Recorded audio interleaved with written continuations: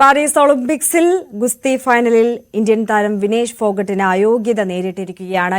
രാകേഷ് തുടരുന്നുണ്ട് നമുക്കൊപ്പം. രാകേഷ്, നേരത്തെ അൻസാർ നമ്മളോട് പറഞ്ഞതുപോലെ തന്നെ ഈ വിഷയത്തിലെ രാഷ്ട്രീയത്തെക്കുറിച്ചുകൂടി അദ്ദേഹം ഈ സമയത്ത് ഓർമ്മിപ്പിച്ചു പോവുകയായിരുന്നു.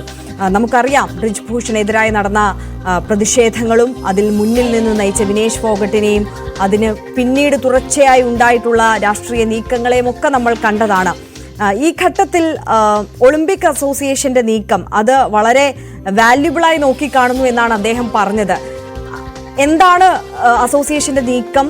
ഒരു അപ്പീൽ കൊടുക്കുന്നതിനുള്ള സാധ്യത അത് എങ്ങനെയാണ്? ഒരു അത്ഭുതം സംഭവിക്കുമെന്ന് ഇനിയും പ്രതീക്ഷിക്കേണ്ടതുണ്ടോ? ഇനി അപ്പീൽ നൽകിയാൽ പോലും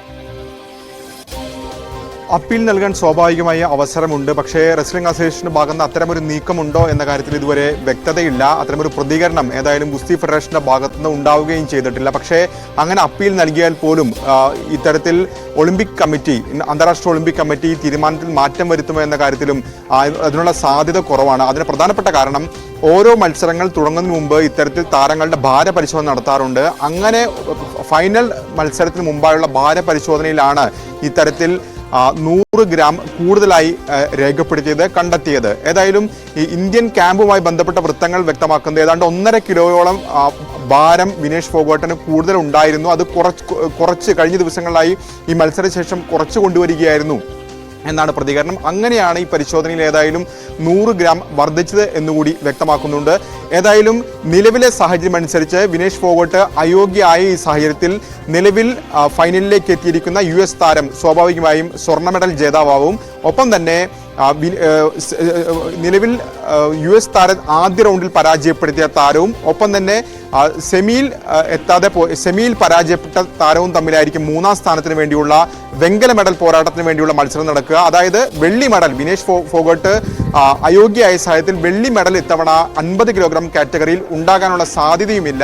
ഏതായാലും നിലവിലെ സാഹചര്യത്തിൽ തീരുമാനം അന്താരാഷ്ട്ര ഒളിമ്പിക് കമ്മിറ്റി അറിയിച്ചിരിക്കുന്നു. സ്വാഭാവികമായും ഇനി അടുത്ത നടപടിക്രമം എന്ന നിലയ്ക്ക് ഗുസ്തി ഫെഡറേഷൻ ഈ വിഷയത്തിൽ അപ്പീൽ നൽകാവുന്നതാണ്. അത്തരമുള്ള നടപടികൾ ഗുസ്തി ഫെഡറേഷന്റെ ഭാഗത്തുണ്ടാകുമോ എന്ന് വ്യക്തമല്ല. ഏതായാലും ഡൽഹിയിൽ ഒന്ന് ഉച്ചയ്ക്ക് ശേഷം കായിക മന്ത്രിയുടെ പരിപാടി നിശ്ചയിച്ചിരുന്നു. ആ പരിപാടി ഇപ്പോൾ റദ്ദാക്കിയിട്ടുണ്ട് എന്നാണ് ഇപ്പോൾ അറിയാൻ സാധിക്കുന്നത്. ഏതായാലും ഇന്ത്യയെ സംബന്ധിച്ചിടത്തോളം കടുത്ത നിരാശയാണ്. ഒപ്പം വിനേഷ് ഫോഗട്ടിനെ സംബന്ധിച്ചും വലിയ നിരാശ, വലിയ നിർഭാഗ്യമാണ് ഉണ്ടായിരിക്കുന്നത്. കാരണം വിനേഷ് ഫോഗട്ടിനെ സംബന്ധിച്ചത് 3ാമത്തെ ഒളിമ്പിക്സ് ആണ്. 2016 റിയോ ഒളിമ്പിക്സിൽ ഇന്ത്യയുടെ ഉറച്ച മെഡൽ പ്രതീക്ഷയായിരുന്നു വിനേഷ് ഫോഗട്ട്. അന്ന് ക്വാർട്ടർ ഫൈനൽ മത്സരത്തിൽ മംഗോളിയൻ താരത്തോട് പരിക്കേറ്റുകൊണ്ട്, അതായത് ലീഡ് ചെയ്ത് നിൽക്കുന്ന ഘട്ടത്തിലാണ് കാൽമുട്ടിന് പരിക്കേറ്റുകൊണ്ട് വിനേഷ് ഫോഗട്ടിന് അന്ന് പുറത്തു പോകേണ്ടി വന്നത്. അന്ന് സ്ട്രക്ചറിലാണ് വിനേഷ് ഫോഗട്ടിനെ കൊണ്ടുപോയത്.